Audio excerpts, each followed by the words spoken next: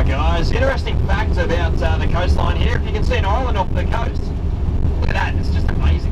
How good is this day today? It's just like blue water, clear sky, awesome. You guys picked an awesome day. If you can see an island off the coast there that looks like a crocodile sitting in the water, everyone see it? On the right hand side, off the coast. That island is called Snapper Island, for obvious reasons. Crocodile Island, also known as. Now kind of off to the right of there, you can't really see it at the moment, but you can see it later on today at a place called Alexandra Lookout. Get a good view of it.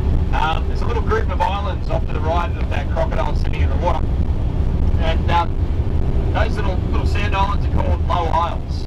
Now, it's kind of off to the right of there again, kind of further around the coast of that little area. You've got a little reef called,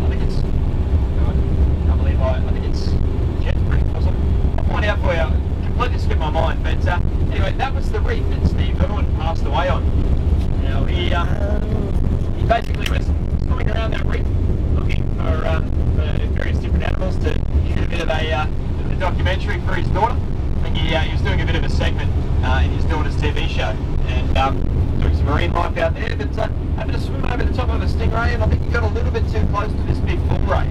And basically stingrays have big barbs on the end of their tail, and unfortunately that happened to, I think the bull ray freaked out and swung its tail around and managed to stab him straight through the heart with its big barb on the end of its tail.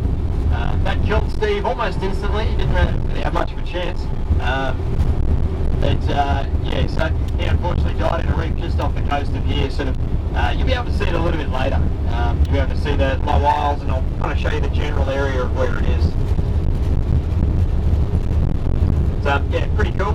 He was an amazing guy, a massive ambassador for Australian tourism and also Australian wildlife. Hats off to him for what he did as well. He's a crazy guy. He's one of two people that's happened to in the whole entire world.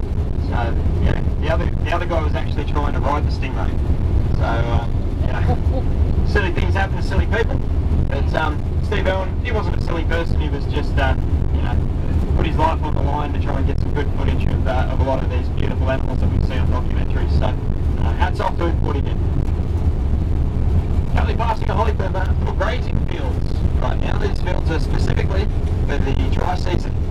Now, farming's a little bit different around here. They generally circulate their cattle according to wet and dry season. So you'll keep your cattle down around this area, or your horses around this area during dry season, and then move them up into the highlands during wet season, because basically this area will flood out during the wet season, and it'll be nice and dry during the dry season, funnily enough. But also, a lot of this grass is nice and green during the dry season, and by the time the dry season's over and the wet season kicks in, and a lot of those highland areas will still be, you know, fairly half decently green, and will keep those cattle going. So basically cycling between the highlands and the lowlands according to what season it is. You can see a lot of the little birds hanging around the cattle. You've got it's a yellow on the back of their head and on top of their head, and a little bit around their neck, and they're completely white. They are called cattle egrets. Pretty cool little fellas. They've got a little bendy neck, kind of like an S-shaped neck. So cattle egrets. You can also see greater egrets, which are the ones with the big long necks, fairly large version of those little yellow and white fellas. Usually cattle egrets usually chill out on the top of horses or cattle. Just pick up the little bugs that are generally on the back of those animals, but also just teach a ride. They obviously don't really want to walk, so they'll just chill out on the back of a big cow or a horse and hitch a ride to and from wherever they need to go. Kind of like their little mates.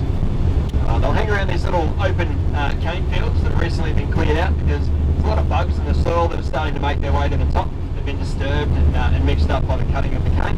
So those little fellas, those little egrets, and also sometimes ibis, straw-necked ibis, and lots of different birds tend to hang around these cleared out fields after they've been cleared out by the big harvesting machines.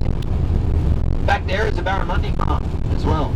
That's where they grow barramundi. So they don't really, a lot of the time in Australia, if you're eating barramundi's a large fish. Okay, can exist in freshwater and saltwater, and basically this large fish, he is very popular up in the top end of Queensland and top end of Northern Territory. Barramundi, quite a nice fish. It's, anyway, they grow them in farms these days to supply your dinner plates with nice big fish. But, they don't catch them in creeks and river systems or out at sea anymore. It's too much hard work, and it'll probably make your barramundi a lot more expensive. But, they grow them in farms. Barramundi actually have a funny little quirk about them as well. They actually change from male into female, which is quite confusing for them, I'm sure. It's, anyway, majority of barramundi that grow up in salt water, this only happens in salt water too, by the way. Majority of barramundi that grow up in saltwater areas, they go through a body change. So most of them tend to start off as male, and as they grow larger, once they hit about 90 centimetres in length, they actually start to change into a female. So pretty weird. But a lot of the larger barramundi, they can grow anywhere up to 6 foot long. The longest barramundi we've found.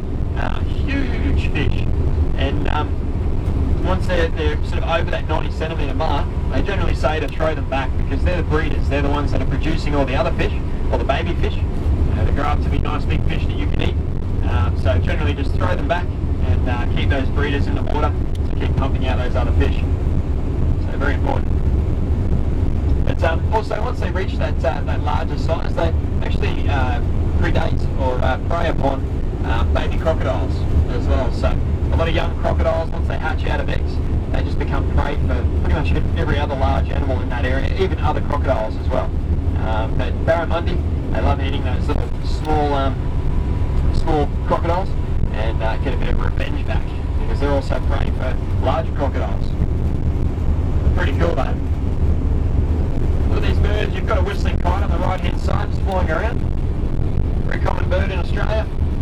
4th largest bird of prey in Australia as well. It's a pretty amazing animal. It's bird of prey, but it's a bit of a scavenger from time to time depending on what it can find. Loves to hang around these open cane fields to look for rodents and snakes and lots of other animals as well. So pretty amazing little bird.